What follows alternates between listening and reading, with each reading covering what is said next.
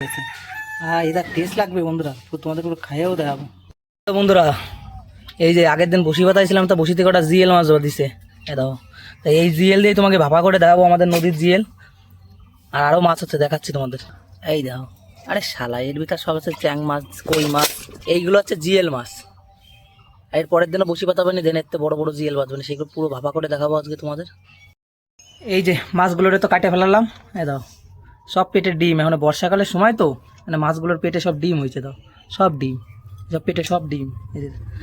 এই যে কিন্তু ডিম, এগুলো কিন্তু যেগুলো মাছ যতগুলো কাটা হয়েছে সব কটার পেটে ডিম। দাও, 3টে মাছ কাটেছি, 3টের পেটেই ডিম। সব বসিতে বাঁধা তো, ওদের খিদে পায় আর আমরা পাম দিয়ে ধরে নিই। তা দেখো কী কী গোটা মশলা লাগবে ভাপাতে গেলে জিএল মাছ। এই যে একটা তেজপাতা, 2টো এলাচ, দারুচিনি, লবঙ্গ। এবার মাছগুলো আস্তে আস্তে করে দিয়ে নেবো, এক এক করে মাছগুলো সাজানো। 3টে মাছ কাটেছি তো, কয় পিস হয়েছে? 2 আর 2 4 আর 5 6 7 8 8 পিস হয়েছে। জিএলগুলো খারাপ সাইজ না, আর পিসগুলো ভালো বড় সাইজের পিস করা রয়েছে। এই যে, আর দেশি জিএল তো। এই যে মাথাও দিয়ে দেবো, কারণ মাথা অন্যভাবে রান্নলে টেস্ট পাওয়া যায় না। এইভাবে মাথার ভিতর পুরো মশলা ঢুকে যাবে, যার টেস্ট লাগবে বন্ধুরা, একবার খাইয়ে বারবার খেতে ইচ্ছা করবে। এই যে এরপরে মশলা দিয়ে দেবো এর ভিতর। আর মশলাতে কী কী আছে? জিরে, কাঁচা লঙ্কা, শুকনো লঙ্কা, দাদা বেসিক মশলা দেয়, তার সাথে একটু পুদিনা পাতা দেওয়া আছে আলাদাভাবে। তাছাড়া সব কিছু ওই যে বেসিক মশলাগুলো দেয়, জিরে, হলুদ, লবণ, লঙ্কা দাদা দেয়, ধনে।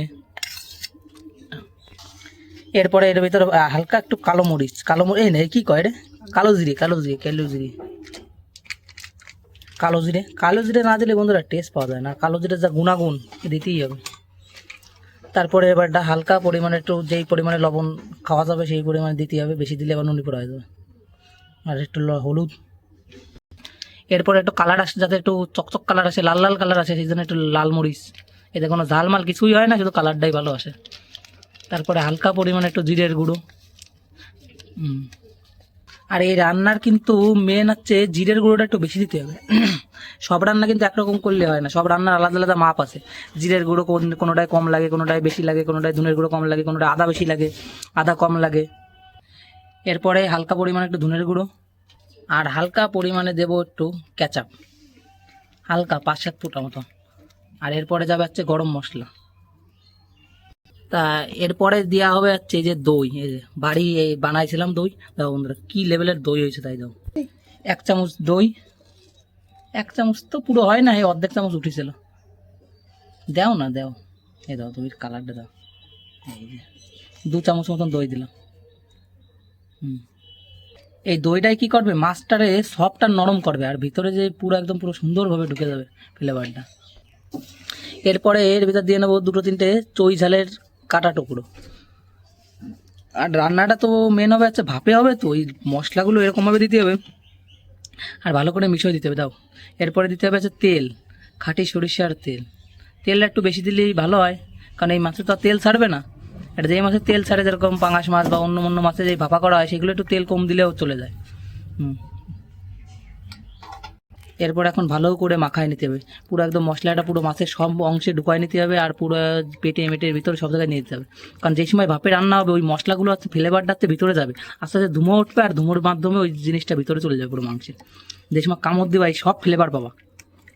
আর সব থেকে ভালো হয়, এই যদি 2-3 ঘন্টা আগে ম্যারিনেট করে রাখা হয়, তাহলে মাংসটা নরম হয়ে যায়। আর হালকা একটু ভিনিগার দিলে কি হয়, মাংসটা নরম, মানে মাছটা নরম হয়ে ওর ভিতরে পুরো ফ্লেভারটা জাতি পারে।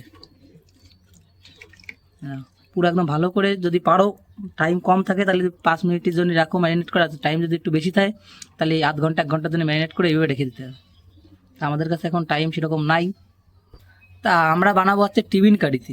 এই যে দাও, বাড়িতে যে খাবার পাঠানোর যে টিফিন কারি রয়েছে, সেই টিফিন কারিতে প্রথমে লেজারগুলো নিচে দিয়ে নিতে হবে, পুরো একদম সাদা সোজা সুন্দর করে লেজারগুলো দিয়ে নিলে কি হয়, জায়গাটা কম লাগে। কারণ আমাদের বাটিটা ছোটো তো, জায়গা কম পড়ে যাবে না নয়। এক এক করে এখন সাজায় নেবো পুরো মাছগুলোটা সুন্দর করে। কালার কি, এতে ভাত মাছ দিলে এ দিয়ে খাওয়া যাবে কিন্তু বন্ধুরা, পুরো একদম রসালো, মনে হচ্ছে এই কালে চলে গেল। আর গন্ধটা বেরোচ্ছে মশলা কিন্তু এখন রান্না করা হয় না, তারপরে এরকম গন্ধ বেরোচ্ছে, কারণ এতে সর্ষের তেল দই মই দিয়ে একটা ফ্লেভার তৈরি হয়ে গেছে। যে ঝোলটা রয়েছে, এবার ঝোলটা পুরো একদম চাইছে মাছে দিয়ে দিতে হবে, একটু ঝোল যেন লাগে না থালায়, বা প্লেটে পুরো ঝোলটুক দিতে হবে। এই ঝোলেরতে কিন্তু ফ্লেভারটা পুরো ভিতরে যাবে। এটা তোমরা ভাবতেছো যে কাজ শেষ, না, কাজ এখনো শেষ হয় নাই। এবারটা দেওয়া হবে একটা রসুনটা প্রথম ভালো করে পরিষ্কার পরিচ্ছন্ন করে ধুয়ে পরিষ্কার করে রাখতে হবে।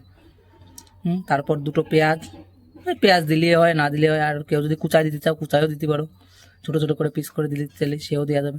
দুটো একটা টমেটো, মানে ফ্লেভার দরকার বন্ধুরা, রাঁধতে হবে একটু টাইম নিয়ে রাঁধতে হবে যাতে স্বাদটা মুখে লেগে থাকে। এই যে দুটো তিনটে একটা টমেটো 3-4 ভাগ করে নিচ্ছে।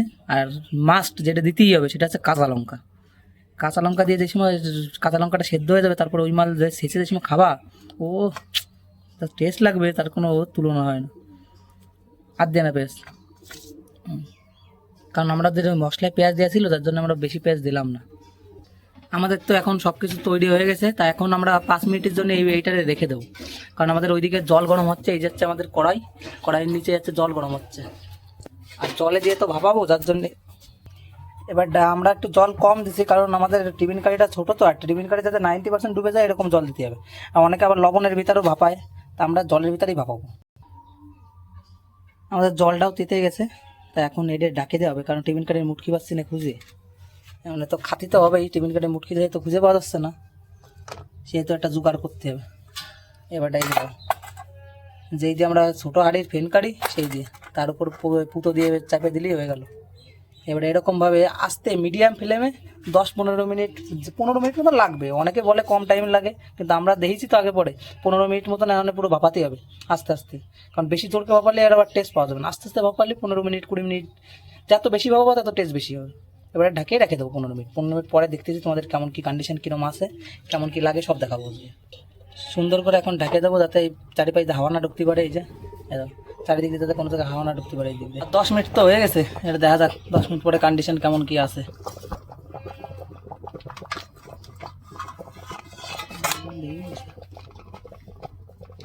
কি হয়েছে হয়েছে হ্যাঁ, আর একটু হবে বন্ধুরা, উপরে তো কাঁচা কাঁচা মনে আসছে, কারণ ডোবে নাই তো, তার জন্য এরকম সেদ্ধ সেদ্ধ হয়ে গেছে। উপরে তেল ভাসতেছে, তো এর মানে বোঝা যাচ্ছে যে হয়ে গেছে, কিন্তু তারপরে আরেকটু আমরা দিয়ে রাখবো কিছুক্ষণ। হয়ে তো গেছে, তার 5 মিনিট মতন ঢেকে দিই। এই যে উপরে একটু মনে হচ্ছে একটু হালকা হালকা সেদ্ধ কম হয়েছে, কারণ হয় নাই তো, ডোবে নাই তো, ডুবে গেলে এই যে হয়ে যেত। ঠিক আছে না, ঢেকে দাও। তাহলে আবার 5 মিনিট পরে দেখাই তোমাদের কেমন কী হয়েছে। তো 5 মিনিট পরে তো চলে আসি, এখন দেখা যাক কেমন কী কন্ডিশনে রয়েছে। ওরে বাবা রে, কী গরমে! হ্যাঁ,